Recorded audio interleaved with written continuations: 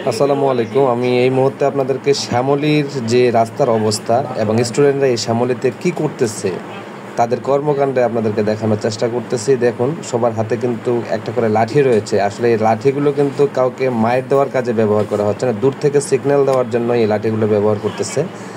শ্যামলী যে আপনার শ্যামলী স্কুলের সামনে যে অংশটি, সেই অংশটিতে কিন্তু অসংখ্য স্টুডেন্ট তারা কিন্তু একনিষ্ঠার সাথে কিন্তু কাজ করতেছে এবং এই জায়গাগুলো কিন্তু কন্টিনিউ কিন্তু আপনার জ্যাম থাকতো। আমি যতবার দেখেছি এই রাস্তায় ব্যবহার করেছি, এই যে জায়গাটি দেখতে পাচ্ছেন এখানে কিন্তু টেম্পো দিয়ে, অর্থাৎ এই যে সামনে লেগুনাগুলো দেখতে পাচ্ছেন, এই লেগুনাগুলো কিন্তু সম্মুখ প্রান্তে এসে ইউটার্ন করার পরে তারা যাত্রী তুলতো এবং এখানে সবসময় একটা বাধা তৈরি করে রাখতো, যেটা রাস্তার মধ্যে একটা যানজট তৈরি করতো।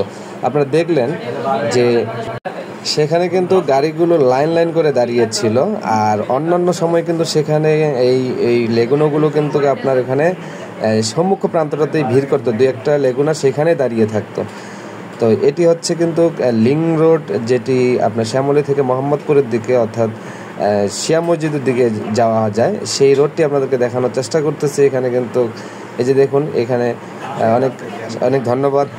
খুব ভালো লাগলো যে তারা কিন্তু রিক্সাগুলোকে সবসময় বাঁ প্রান্তের দিকে পাঠিয়ে দিচ্ছে এবং সিএনজি বা মোটরসাইকেল বা প্রাইভেট কার, অর্থাৎ এটাকে যদি আমি বলি ফার্স্ট লেন, তারা ফার্স্ট লেনের দিকে এই গাড়িগুলোকে পাঠাচ্ছে এবং সেকেন্ড লেনের দিকে রিক্সা, সাইকেল সেগুলোকে চলার জন্য তারা উপদেশ দিচ্ছে যে আপনারা এই রাস্তাটি ব্যবহার করুন।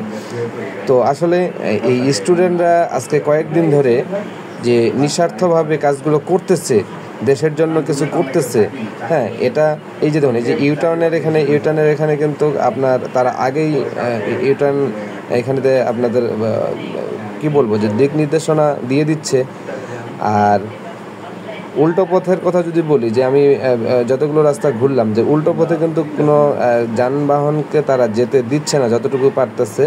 সেটা ডিপেন্ড করতেছে, যদি ইমার্জেন্সি হয় সেক্ষেত্রে তারা সেটাকে অ্যাকসেপ্ট করতেছে, অন্যথায় কিন্তু তারা কিন্তু ঘুরিয়ে দিচ্ছে। আবার এদিকে দেখা যাচ্ছে যে যারা হেলমেট পরিধান করেনি তাদের সাথে কিন্তু তেমন একটা খারাপ আচরণ করতেছে না, ভালোভাবে ইনফরমেশন দিচ্ছে এবং হয়তো সাময়িক সময়ের জন্য তাদেরকে আটকায় রাখতেছে যে আপনি কিছুক্ষণ দাঁড়িয়ে থেকে তারপরে আপনি যাবে, এরকমও আমি জিনিসটা দেখেছি। যে এটা আপনার একটা কি বলবো যে মানে এটা যদিও এটা কোনো ধরনের জরিমানা না, এটাও কিন্তু একটা ব্যাপার যে একটা মানুষ যখন একটা কাজে বের হয় তখন কিন্তু তার সময়টাকে হিসাব করে, তখন যে এখানে দাঁড়িয়ে থাকে তখন কিন্তু তার সময়টা নষ্ট হচ্ছে। তো যা হোক, এটা একটা সচেতনামূলক একটা বিষয় ছিল। তো সব কিছু মিলিয়ে আমি এই মুহূর্তে চলে এসেছি যেটা মোহাম্মদপুরের এই যে আপনারা দেখতে পাচ্ছেন যেখানে অসংখ্য ছেলেপেলে কিন্তু তারা রাস্তা পরিষ্কার করতেছে এবং রাস্তা পরিষ্কারেরও কিন্তু তারা খুব ভালোভাবে সজাগ।